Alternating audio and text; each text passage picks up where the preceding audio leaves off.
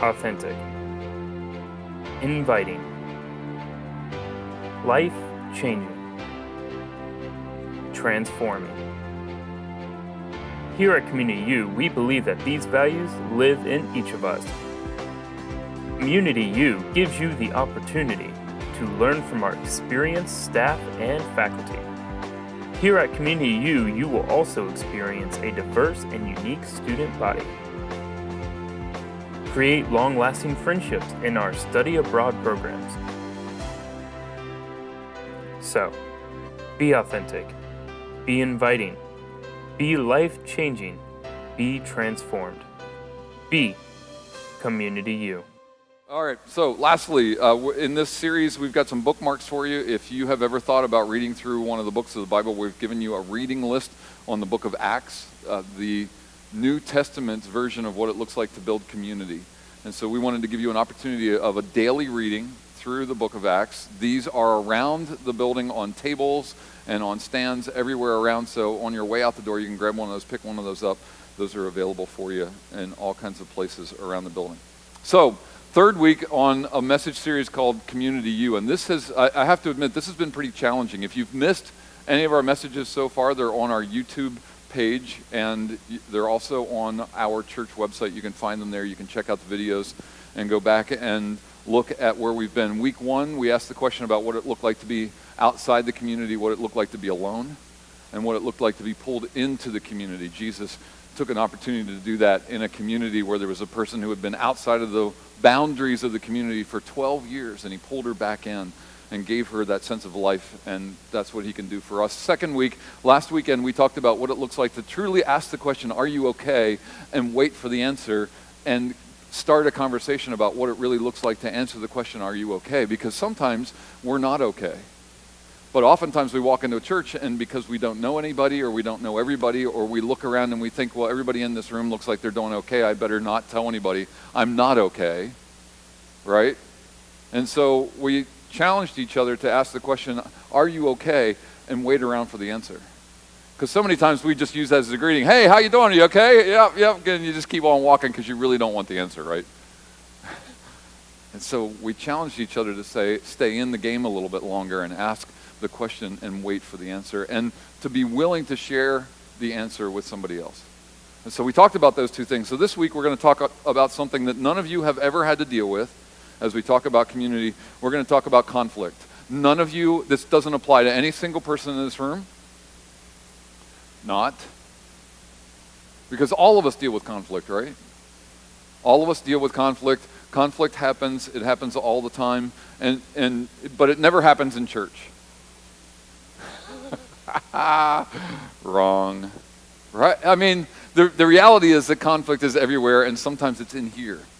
Sometimes it's inside the church. And so we need to talk first off about what it looks like to be a community inside the walls of a church. And then what does it look like to be a community who deals and wrestles with conflict inside and outside this building, and as church members and as believers. And what are we going to do when conflict happens? Because here's what I know. First teaching note this morning, if you've got your insert out with the teaching notes on, this is the first one this morning.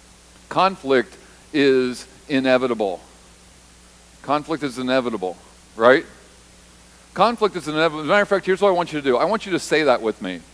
Let's just put it out there. Let's all of us say it.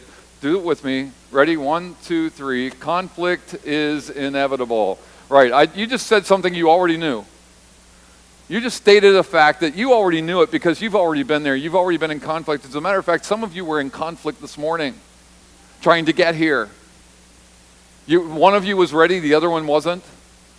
One of you was keys in hand, car running already, and you were waiting like, okay, come on, I'm ready to go. We needed to be there 2 minutes ago. Let's go. And it just generated this sense of conflict. And you decided to do one of several things with that conflict. Ignore it, deal with it, wrestle with it, face it, challenge it.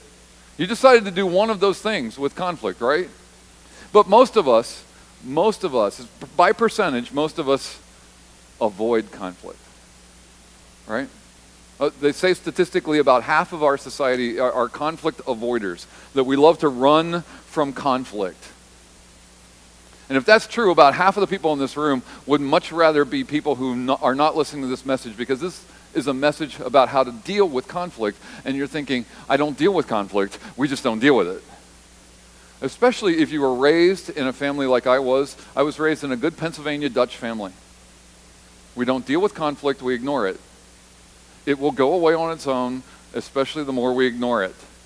We just don't deal with it. We have rugs that have huge bumps because we push everything under them, right? We just push everything under the rug, we ignore it, we walk around the big bump on the rug, and we just like that doesn't exist. We're not going to play that, we're not going to go there, we just ignore conflict. Some of you have been ignoring conflict so long that you've gotten to be an expert at it, right? We've gotten to be good at it. We've gotten to be so good at ignoring conflict, because conflict does what to us? It wrecks us. It can affect you in every aspect of your life, body, mind, and soul. It will affect you physiologically. It will affect you emotionally. It will affect you spiritually. Conflict sucks. So we run from it, right? We don't want to go there. We don't want to see it. We don't want to experience it. We are just going to run from conflict. But here's what we know. We also know this. There is a small percentage of the community in which we live that there are people who love conflict because they love to walk through it, wrestle through it, and solve it. They're peacemakers. They love to get in the middle of conflict and say, I see the problem, I see the pieces that need connected, and they're very good at resolving conflict. And some of them make a living at resolving conflict. They're called lawyers. I'm sorry. That's a good one, though. And actually, I'm being quite honest. Some of them who resolve conflict are called doctors, right? Because they come into our lives at key moments, and they help us resolve conflicts. Judges. We just lost a really good one this week. Todd Hoover. I know Todd. He's a good man. We lost a good guy. But he was there to help resolve conflict. Some of these people are just good at that. But it's a really small percentage of the society, right?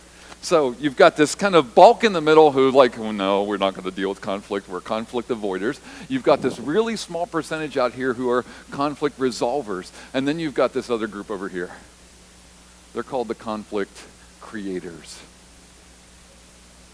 You know who they are. They're the drama people in your life. No, I don't mean the theater people. No, that's a different thing. No, these are the people who love drama. And if life isn't drama, if there isn't some drama happening, they will make it happen. They will find something. They will poke the bear. They will do something. They will stir the pot. They will create drama. They will create conflict because it's who they are and it's how they live. And without conflict of some kind, they don't know what to do with themselves. We all know somebody like this. If you don't know somebody like this, it's probably because it's you.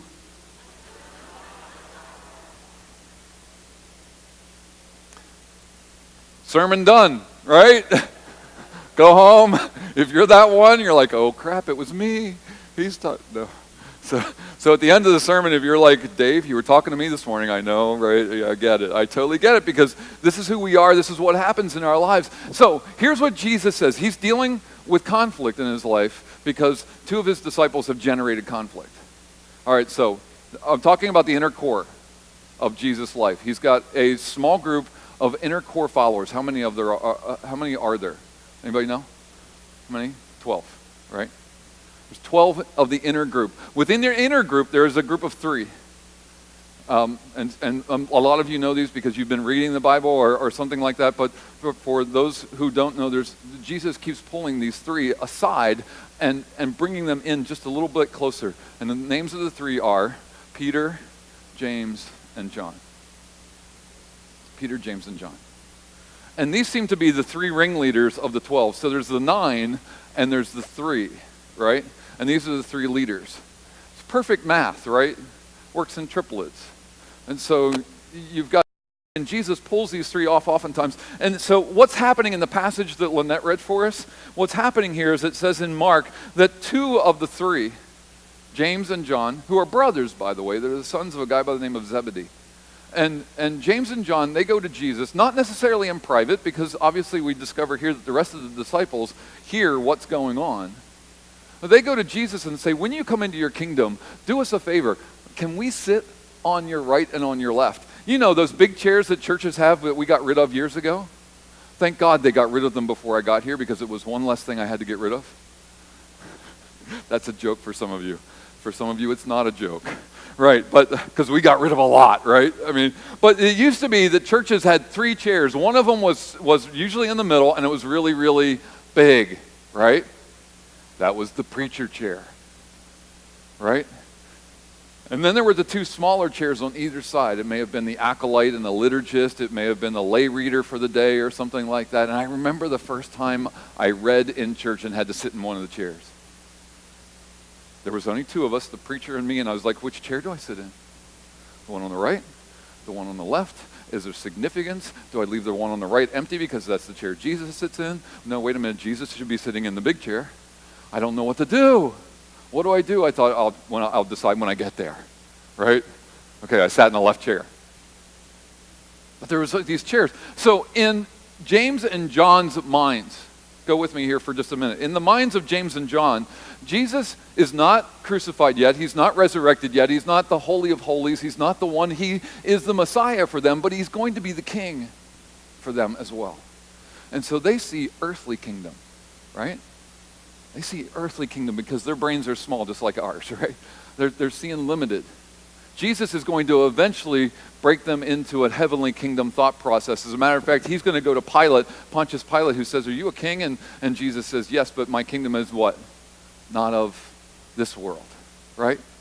But James and John, they're thinking kingdom this world, that this Jesus is going to come back and sit on the throne of David, the King of Kings, right? The king that we all know of from the Old Testament. You go back here and read, there's a lot of good stuff about David, this king of Israel. And they see Jesus is coming back and sitting on the big seat.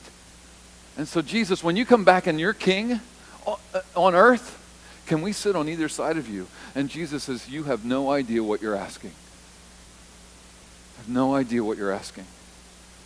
Because if you had any idea what you're asking, you wouldn't ask. Because if you knew what you were asking, you would also know that you're going to have to go through trials and troubles, and it's not going to be an earthly kingdom, it's going to be a heavenly kingdom. It's going to be a spiritual thing. It's not going to be a worldly thing. And if you really want to sit at my right and my left, you're going to have to give everything you've got. You're going to have to go through all the struggle and all the suffering I'm going to go through. So are you willing to do that? And they say, sure, why not, right? Like we would all do that, right? Yeah, I'm in. What else do I have to do? It's a Monday. And Jesus says, the truth of the matter is you are going to go through some of this stuff. They are going to put you through some of this, but it's not about sitting on my right or on my left. It's not what it's going to. So let's change this. Let's change this. Let's do it differently. But the rest of the disciples hear what's going on, right? The other 10, they hear the conversation and they start getting upset. It says actually that they get indignant. They get indignant. Now that word, if we were to translate that into modern terminology, it means they're pissed off.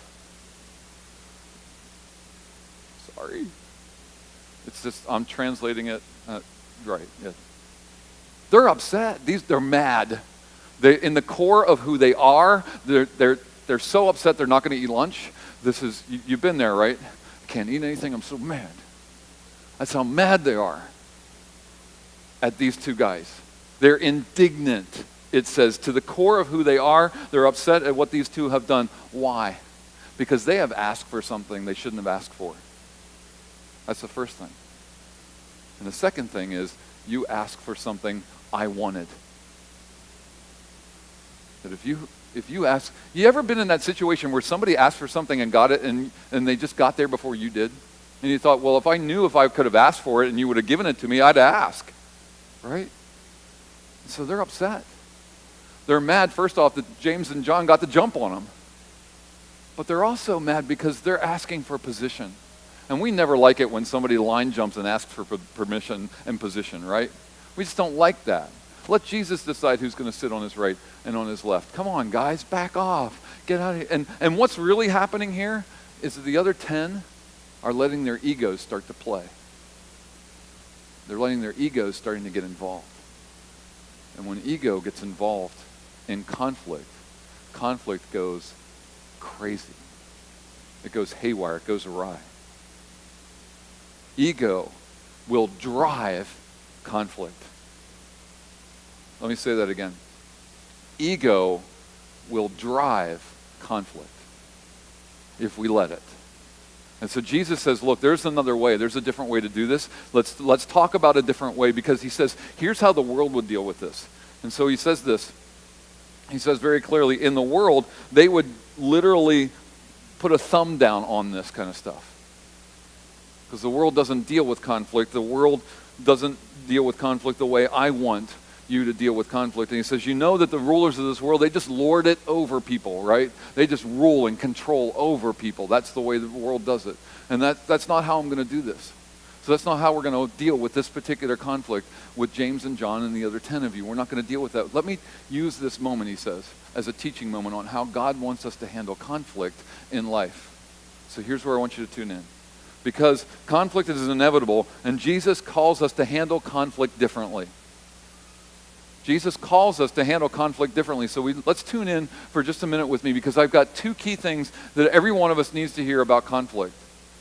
Because conflict is going to happen, right? No matter who we are, no matter where we're at, no matter what's going on. It could be the person at the cash register didn't give you the right change, and now you got to decide whether you want to deal with it or not. Right? Or it could be somebody at home keeps loading the dishwasher the wrong way. And I'm simplifying this, right? You know, really, conflict can be really ugly. It could be a family situation that's been brewing for years. It could be a situation at work where you just keep avoiding that one person, and every time they walk down the hall, you kind of suck back in your room or in your cubicle, or you just avoid them. And then when that person's gone, you can come back out again, right? I mean, conflict will rule the day, and ego will drive it. And so Jesus says, look, that's not what we're going to be about, and I'm going to tell you two things that you can do in order to undo conflict and its potential of ruling your life. You ready? First one is this. Jesus says, look, in my life, I've come to realize that conflict is always handled when I give my life away, when I say it's not about me, and when I'm willing to be a servant. And so the first thing you have to do if you're going to handle conflict is you have to live a life of service. You have to be willing to serve others. It literally says, Jesus in this passage says, look, I'm going to be willing to serve others, so much so that I'm going to use a word that when we translate it servant, but really what it means, listen, really what it means is slave. It's not a pretty word, but that's what it means. It means that you're willing to shackle yourself to the commands and the whims and the direction of somebody else, so much so that you are no longer in charge of your own life. Willing to be a servant to others. And Jesus says, look, I'm your model. I'm going to give everything I got, and I'm willing to serve. He is eventually going to wash their feet. He's eventually going to serve them a meal. He doesn't have to do either of those things. He's eventually going to serve them so much so that he's going to die in their place on a cross. And he says, look, are you willing to be a servant? Because if you want to handle conflict, serve people. It's really hard to be in conflict with somebody who's trying to serve you. It's really hard to find a reason not to like somebody when they're just bending over backwards serving you. Like, how can I be mad at you? You keep bringing me coffee every morning. How can I be upset when every morning I walk in and there's my favorite donut and a Dunkin' Donuts cup of coffee sitting on my desk, and I know it's you. I know you're doing it. Why? I just want to serve you. I just want to tell you that no matter what happens in our lives, no matter what conflict is generated, I still love you. I still value you as a human being. And so I'm just going to serve you. Do you need anything? Can I get you anything? Try it. It's a challenge I think that we all need to try to eliminate conflict by serving somebody else. Because when we think that it's all about us and us being served and our egos getting stroked, conflict is at the door. And the door's already cracked open. And so Jesus says, look, we're going to do this differently, and I want you to understand that if we're going to resolve conflict, it's not going to be like this. It's not going to be like the world does. It's going to be like I do. And that means you're going to serve. Got it? That's number one. Now he goes on to say the second one, and I think is equally as difficult, because serving others, especially those you don't like, especially those you're in conflict with, is difficult. I agree. I understand. It's hard to serve somebody that you don't like. It's hard to serve somebody that you're in conflict with. It's hard to serve somebody who has done something to you and generated conflict. I understand, but Jesus is calling us to a higher standard. Are you with me? He's not calling you to deal with life the way everybody else deals with it. He's not calling you to road rage as a way to handle conflict on the highway. He's calling us to deal with it differently. And the first way he calls us is to serve. The second way he calls us is to live a life of humility. Remember, I said ego drives conflict. Humility erases it because it's not about me. Humility erases conflict. Just the opposite of the way ego will drive conflict and keep it alive, humility will drain conflict of its power and energy. It will rob conflict of its fuel. When you say, it's not about me, I'm done, I can't do this anymore, you know what, whatever we need to do to resolve this, I'm willing to step in. And sometimes it's just about being able, putting on, let's just face it, let's just call it what it is. Sometimes we just need to put on our big girl and big boy pants, right? And we need to step into the situation and say, you know what, this isn't about me, it's about the greater situation, it's about the greater community, it's about our household, it's about our workplace. And you know what, if it's not about me, it's about all that stuff, then I'm just going to put on my big pants and we're going to do this. Let's go. Let's resolve this. And I'm willing to give, I'm willing to serve, I'm willing to do whatever it takes. I'm all in, here we go, right? That's what Jesus is saying he's willing to do for us. And then he says, that's what I want you to do for others, in order to create a community that people want to be a part of. In order to generate a group of people that somebody else would want to be a part of, we've got to say, it's not about me, I'm willing to serve, and I'm going to be humble about it. So here's your homework. Remember I said about homework earlier? We all have homework today. Everybody's back to school. You ready? Everybody in the room is back to school. Because here's the homework. The homework is this. Go into your week this week looking for the opportunity to serve someone else in humility. Say it's not about me. Look for the opportunity where you can where you can step in, where you can act or react in such a way that you're going to serve somebody else and do so in humility. It's not about your position. It's not about your status. It's not about what you can gain. It's just about saying, this is about you. This is about you and what I can do for you right now because I'm here and I'm in the situation. And I don't know what that's going to be. It might be something that's just going to pop up at home and you're going to look at the situation and go, oh, that's that thing Dave was talking about. I better get busy, right? I don't know what it's going to be, but it might be that situation that pops up at work and you're going to be like, oh, this is the thing Dave was talking about that I needed to have my eyes open for. What do I do, Lord? What do you want me to do right now? How do you want me to step into the situation and serve somebody else and be humble about it? Because our tendency is to want to be served, and our tendency is to want it to be about me. And I think the only way to break that is to start looking for the opportunity where it can be about everybody else and not about us. To live a life of servitude and to live a life of humility. And so I believe, here's what I believe.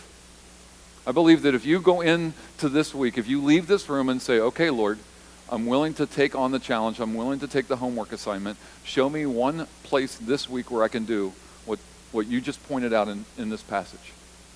To serve somebody else and live in humility. Give me an opportunity. Keep my eyes open for the moment. And Lord, help me to seize the moment when it's there. If that's where you're at, if that's your prayer, I guarantee you something's going to happen this week. It's not my guarantee, it's a guarantee of God. Because that's how God functions. If we're willing to say, okay, Lord, do your best. Come on, bring it on. God's like, really? Are you sure? He says this to these guys. Are you sure you want to be in this place? And their answer was, we are able. He says, okay, let's go. So if you're able, if you're willing this week to take on the homework assignment, I guarantee you God's going to show you some moment in your life this week. And watch what happens. Watch what happens. Watch what happens in your own life. At the person you look in the mirror at every day, right? Watch what happens to your own soul. And watch what happens to the other person. Watch conflict dissolve and melt away. Watch tension disappear. Watch stress and fear diminish right in front of you. When you say, okay, Lord, I'm going to do this. I'm going to do it with a servant's heart and with a humble attitude. Because it's not about me, Lord. I want you to be seen today. I want you to start living through me today. I want you to be the one visible in my life, not me, because I will mess this up, guaranteed, if it's all about me. It will turn ugly in a heartbeat if it's all about me, right? Anybody with me on that? It'll turn ugly in a heartbeat if it's all about me. I will ruin it and it'll look ugly. But Lord, if it's all about you, it'll be beautiful. So here's what I want to do. I want to pray for you because those of you in this room who chose today to take on the homework assignment are going to need some spiritual help, right? First off, you're going to need eyes to see and the Spirit to reveal what's going on in front of you so that you can take the opportunity and you can see it. First off, you need to have eyes to see. Secondly, you need the spiritual tuning to hear what God wants you to do once you see the situation. And so I'm going to pray God's Spirit in your life. You ready for that? All right. So let's bow our heads. Let's close our eyes. Lord, today we come before you with a challenge, a homework assignment. Thanks, Lord, that you give us the direction, you give us the guidance, and you give us your Spirit to fulfill the work that you want us to do. And so, Lord, today, help us as we step into a place of living out this assignment, of being servants with humble hearts. Show us this week how we can be your people, how we can do this with you, how we can step up and watch conflict and fear and stress and difficulties just dissolve right in front of us. Help us to see that, Lord, through your power, through your strength, by your Spirit. In Jesus' name we pray. And all of God's people said,